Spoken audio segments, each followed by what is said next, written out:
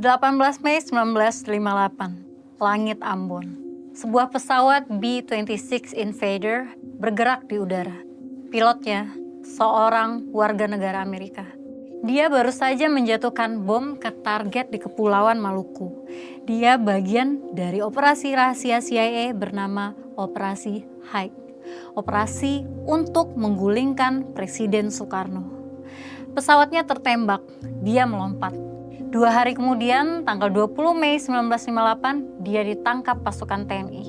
Nama pilot itu Allen Lawrence Pope. Dan di sakunya ada satu hal yang seharusnya tidak ada.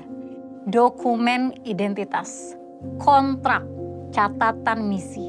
Buku hitam di atas putih bahwa dia bukan Soldier of Fortune, tapi agen CIA dalam misi resmi. Pope tidak membakar dokumennya. Dan karena Pope tidak membakar dokumennya, operasi rahasia paling ambisius CIA di Asia Tenggara saat itu, operasi senilai 10 juta dolar Amerika, gagal total. Tapi, episode hari ini bukan tentang Pope. Episode hari ini tentang sesuatu yang jauh lebih besar dari Pope. Tentang apa yang sebenarnya menyelamatkan Indonesia tahun 1958. Tentang playbook yang sama dipakai di Kuba. Direncanakan untuk digunakan kepada warga Amerika sendiri. Dan tentang kenapa hal yang persis menyelamatkan kita 68 tahun lalu sekarang sedang dilakukan dengan tools yang berbeda tapi tujuan yang identik. Antara tahun 1957 dan 1962, dalam rentang 5 tahun, ada 3 operasi rahasia yang dijalankan atau direncanakan oleh pemerintahan Amerika Serikat. 3 operasi yang berbeda target, berbeda metode, tapi punya DNA strategis yang sama. Saya akan paparkan satu persatu.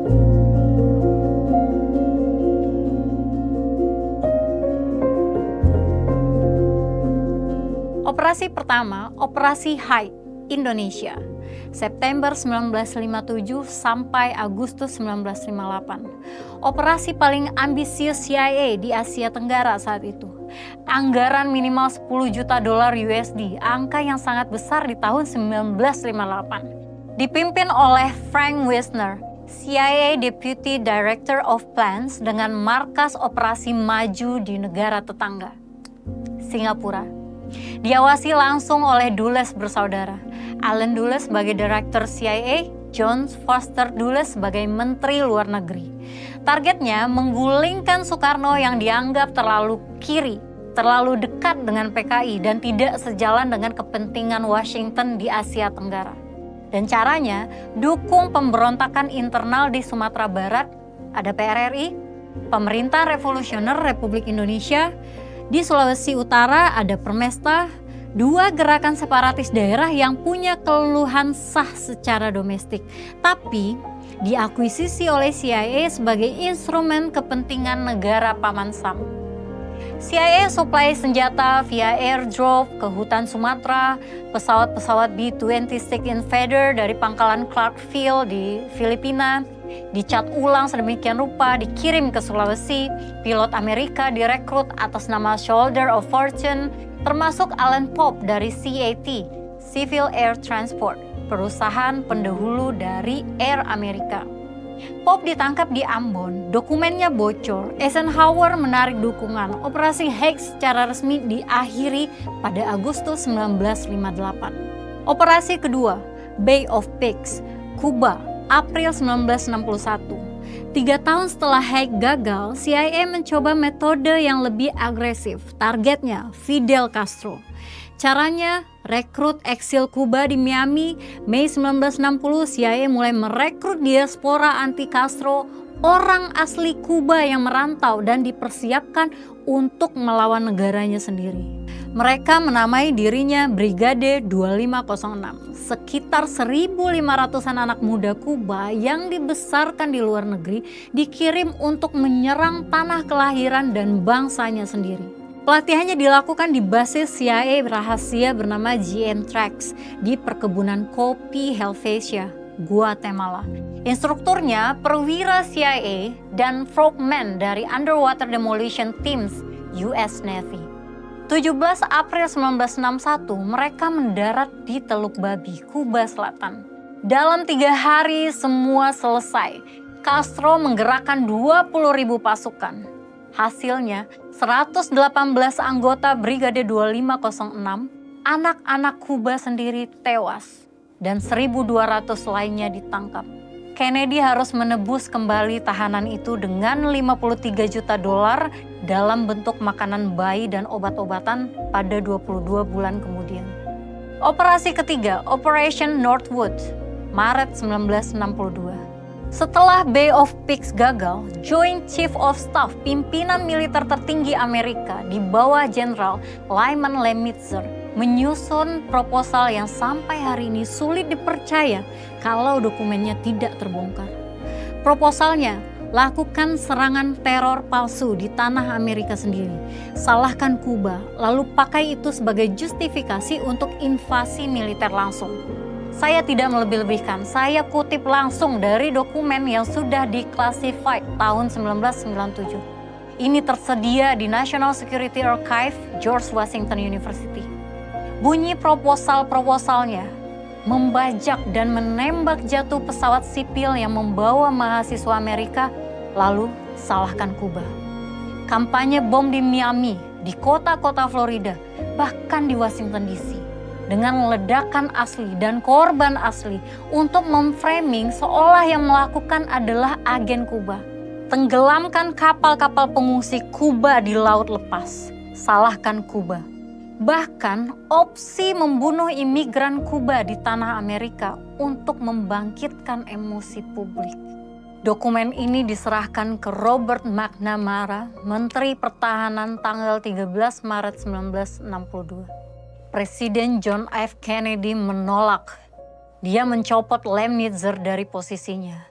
Dokumen itu disembunyikan selama 35 tahun sampai dideklasifikasi tahun 1997 oleh Assassination Records Review Board.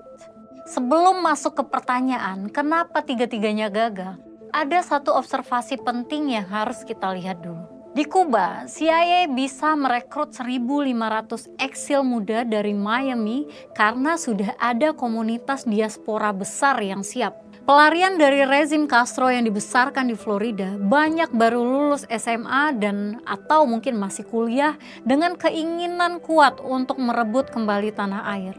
Mereka dilatih di Usepa Island, Florida, lalu berbasis di GM Tracks, Guatemala. Latar belakang sosial mereka beragam, mahasiswa Katolik, aktivis, ex-militer konstitusional Kuba, kelas menengah ke atas, tapi semua punya satu hal yang sama, mereka diaspora, mereka muda dan mereka tersedia. Di Indonesia, 1958, CIA tidak bisa melakukan hal yang sama.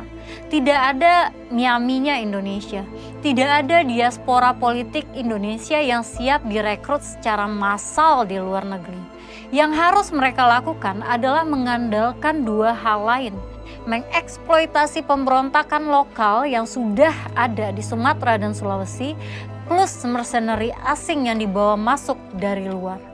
Pilot-pilot yang menerbangkan B-26 di langit Maluku itu bukan pemuda Indonesia.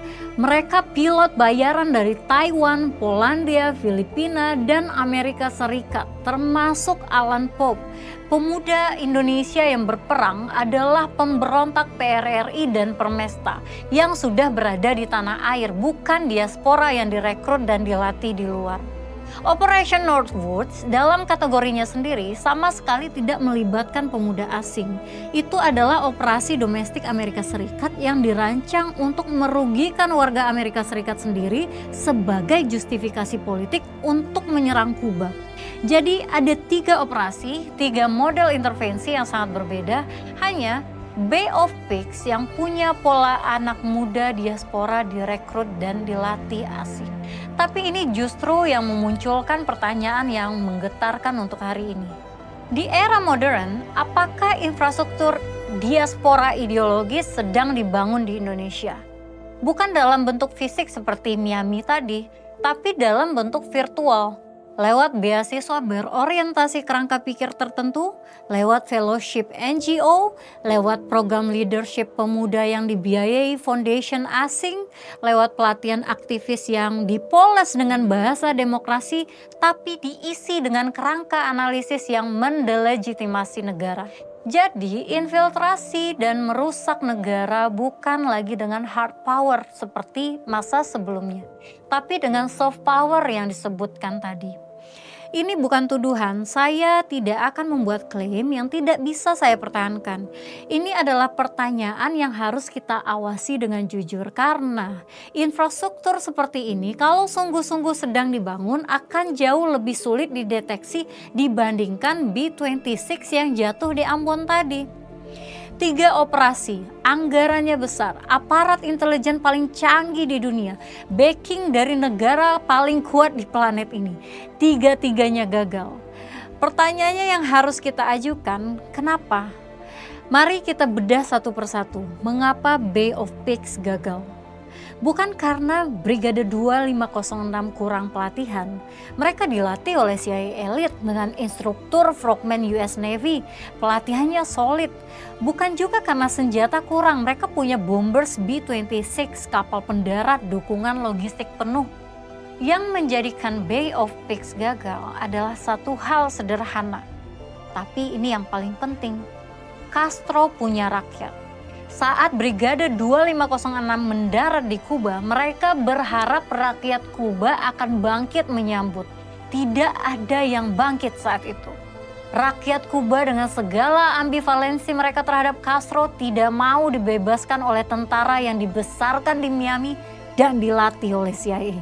1.500 eksil melawan satu negara yang masih utuh, masih bersatu.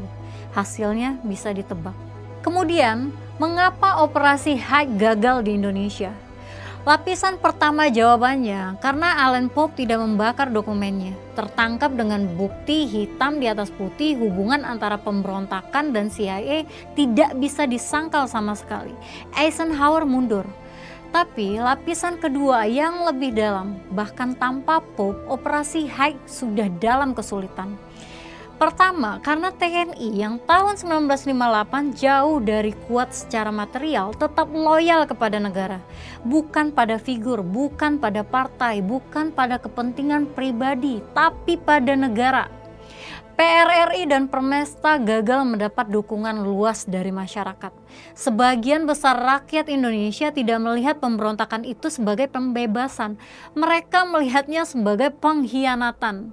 Dan Soekarno dengan semua kontroversinya punya satu hal yang tidak bisa dibeli oleh 10 juta dolar. Legitimasi sebagai pimpinan nasional. Rakyat melihat Soekarno sebagai Indonesia, bukan sebagai sosok terpisah dari Indonesia.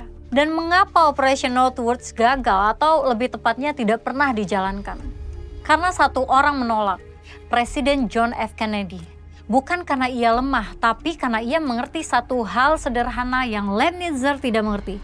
Sebuah pemerintahan yang membunuh warganya sendiri untuk justifikasi perang, walaupun justifikasi itu bertujuan strategis, maka pemerintahan itu akan kehilangan haknya untuk disebut pemerintahan yang sah. JFK langsung mencopot Lemnitzer. Lemnitzer dipindah jadi Supreme Allied Commander NATO. Tetap di posisi yang tinggi tapi keluar dari rantai komando Amerika Serikat. Pesannya jelas, kerangka pikir seperti Lemnitzer itu tidak boleh ada lagi dalam keputusan strategis. Pola yang muncul dari ketiga operasi ini sangat jelas. Pertahanan yang paling efektif dari intervensi rahasia bukan senjata, bukan ekonomi, bukan diplomasi. Pertahanan yang paling efektif dan fundamental adalah bangsa yang tidak terpecah. Mari kita berhenti sebentar dan bayangkan Indonesia tahun 1958. Republik ini baru berusia 13 tahun, konstitusi belum stabil, Undang-Undang Dasar sementara 1950 masih berlaku.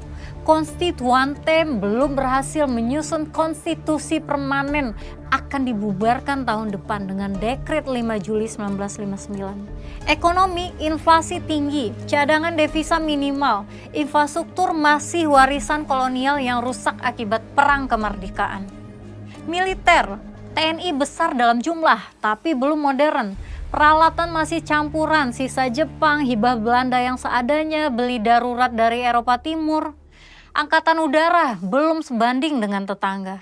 Belum lagi diplomasi, Indonesia baru saja mendeklarasikan Konferensi Bandung 1955. Tapi posisinya di antara dua blok perang dingin masih dilihat dengan curiga oleh keduanya. Bagaimana dengan persatuan internal? PRRI di Sumatera, Permesta di Sulawesi, DITII di Jawa Barat dan Aceh, RMS di Maluku, konflik politik antar partai-partai di Jakarta, PKI tumbuh besar dan ditakuti banyak pihak.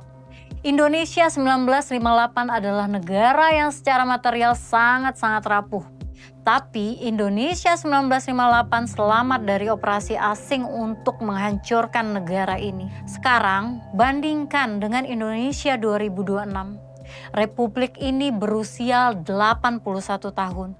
Konstitusi sudah stabil dengan 4 amandemen Undang-Undang Dasar 1945 yang sudah lama disepakati dan demokrasi pun berjalan, baik ia sehat atau tidak, ia eksis dan berfungsi. Ekonomi, inflasi 2,4% itu masih dalam target Bank Indonesia.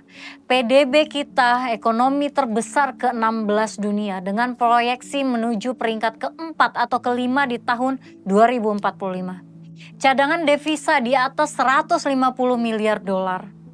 Militer kita, TNI dengan anggaran pertahanan terbesar se-Asia Tenggara. Kerja sama strategis kita dengan banyak mitra. Ngomongin diplomasi, Indonesia anggota G20 sekarang. Pemain regional yang ditakuti dan dihormati di Indo-Pasifik. Tuan rumah ASEAN dan forum-forum strategis lainnya. Indonesia 2026 secara material jauh lebih kuat dibandingkan Indonesia 1958. Tapi ada satu hal yang justru rapuh sekarang. Yang lebih rapuh yaitu persatuan kita sebagai bangsa. Persatuan kita. Dan mari kita jujur tentang apa yang berbeda antara tahun 1958 dan 2026. Tahun 1958 intervensi datang dalam bentuk yang jelas. Pesawat B-26 ada di langit Nusantara. Senjata di gudang pemberontak. Pilot dengan kartu identitasnya ada ditemukan. Tahun 2026, intervensi datang dalam bentuk yang jauh lebih halus. Tidak ada B-26 di langit, tidak ada pilot yang tertangkap dengan kartu identitas dan dengan rencana-rencananya. Tapi polanya, kalau kita perhatikan dengan jeli, masih kita kenali. Saya tidak akan menyebut nama dalam episode ini, apalagi menyebut negara. Karena hal seperti ini tidak hanya dilakukan oleh negara, bisa dilakukan oleh aktor non-negara. Yang ingin saya angkat adalah gejalanya, polanya. Karena gejala dan pola yang sama bisa muncul di banyak titik dan tugas kita adalah mengenali pola tersebut, bukan sekedar menunjuk satu pelaku. Gejala pertama, aliran pendanaan asing yang konsisten masuk ke organisasi-organisasi yang fokus mempertanyakan kebijakan strategis nasional. Dengan struktur multitahun, dengan kerangka kerja yang sudah disiapkan dari luar, dengan target program yang spesifik menyentuh proyek-proyek konsolidasi kedaulatan ekonomi dan sumber daya alam. Gejala kedua, kemunculan produk-produk media, film dokumenter, podcast yang panjang, kampanye informasi yang menggunakan kosakata bukan untuk mengkritik kebijakan, tapi untuk mendelegitimasi negara itu sendiri. Kerangka analitis seperti kolonialisme, rezim ekstraktif, penjajahan modern dipakai bukan dalam konteks akademik yang wajar, tapi sebagai instrumen framing politik memecah belah bangsa.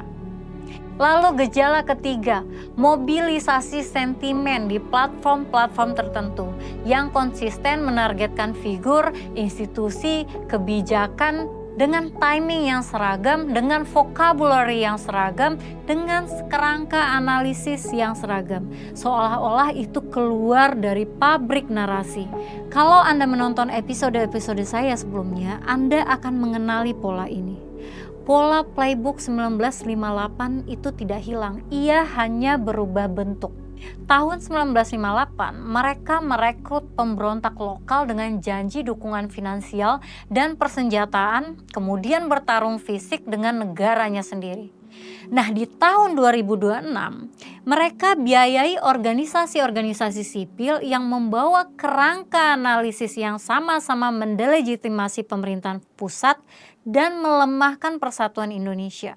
Kalau tahun 1958 mereka kirim pilot mercenary dengan pesawat tempur, tahun 2026 mereka membiayai produk media dan hibah ke organisasi yang menentang konsolidasi strategis nasional. Dan kalau 1958 target operasinya jelas, ganti pemerintahan yang pro terhadap kepentingan suatu negara saat itu, maka tahun 2026 targetnya lebih halus, lebih dalam, hancurkan kepercayaan rakyat pada negara mereka sendiri. Supaya agenda konsolidasi kedaulatan ekonomi, hilirisasi sumber daya alam, dan kemandirian pangan bisa dilemahkan dari dalam sebelum sampai ke garis finish yang mana mereka akan dirugikan. Ini hanya beda metode. Metodenya di-upgrade dan disesuaikan dengan kebutuhan dan keadaan zaman yang sekarang. Targetnya tetap sama dan identik. Yang ingin dirusak hari ini sama dengan yang ingin dirusak tahun 1958, yaitu persatuan bangsa kita. Jadi apa yang harus kita lakukan? Pertama, pelajari sejarah dengan jujur. Operasi Hike, Bay of Pigs, Operation Northwoods, ini bukan teori konspirasi. Ini fakta terdokumentasi dengan ribuan halaman dokumen declassified. National Security Archive, George Washington University punya arsipnya dan bebas diakses oleh publik, silahkan dicek. Kongres Amerika Serikat punya pembahasan dengan records-nya yang bisa kita tonton. Setiap warga negara Indonesia yang serius dengan kedaulatan harus tahu peristiwa-peristiwa ini.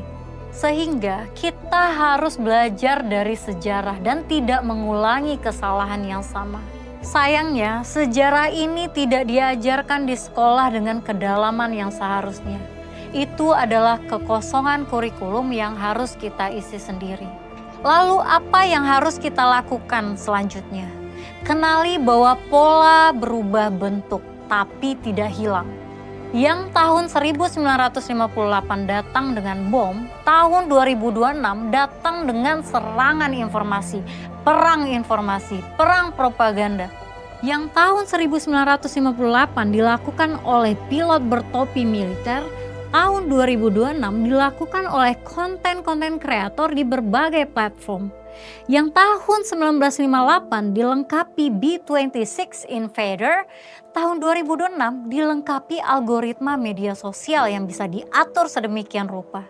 Dari berbagai perbedaan, namun substansinya tetap sama, yaitu melemahkan persatuan domestik agar negara menjadi mudah diintervensi. Lalu yang ketiga, kita harus bisa membedakan kritik dari delegitimasi. Kritik terhadap kebijakan pemerintah itu sah, perlu, bahkan diperlukan untuk demokrasi yang sehat. Saya tidak akan pernah meminta Anda untuk berhenti kritis. Yang tidak sah adalah delegitimasi negara itu sendiri. Membingkai Indonesia sebagai entitas yang menjarah rakyatnya sendiri. Sebagai negara yang harus dibubarkan. Sebagai bangsa yang harus berbalik melawan dirinya sendiri. Yang terakhir dan yang paling penting adalah untuk kita memperhatikan menjaga persatuan nasional. Karena strategi keamanan nasional yang paling fundamental yaitu persatuan rakyatnya sendiri. Saya menutup episode ini dengan satu cerita yang menurut saya pantas direnungkan oleh setiap warga negara Indonesia. Indonesia pada tahun 1958 selamat dari intervensi asing yang agresif. Hal ini karena beberapa hal. Pertama, pemimpin yang punya legitimasi sebagai simbol bangsa dan didukung oleh masyarakat. Kedua, TNI yang loyal pada negara bukan pada figur. Dan ketiga, rakyat yang tidak terpecah saat dihadapkan pada tekanan dari luar dan intervensi asing tersebut. Boleh kita benci pemerintah, boleh kita kritik kebijakannya, boleh marah pada pejabat, tapi jaga negara kita. jaga kita sebagai bangsa. Karena seperti Operasi Hyde, Bay of Pigs, dan Operation Northwood sudah membuktikan yang menyelamatkan Republik bukan kekuatan tapi persatuan. Yang membuat operasi paling canggih sekalipun gagal bukan senjata, tapi bangsa yang tidak mau membenci dirinya sendiri. Polk tidak membakar dokumennya, tapi dokumen itu sendiri tidak akan berarti apa-apa kalau Indonesia 1958 sudah terpecah dari dalam.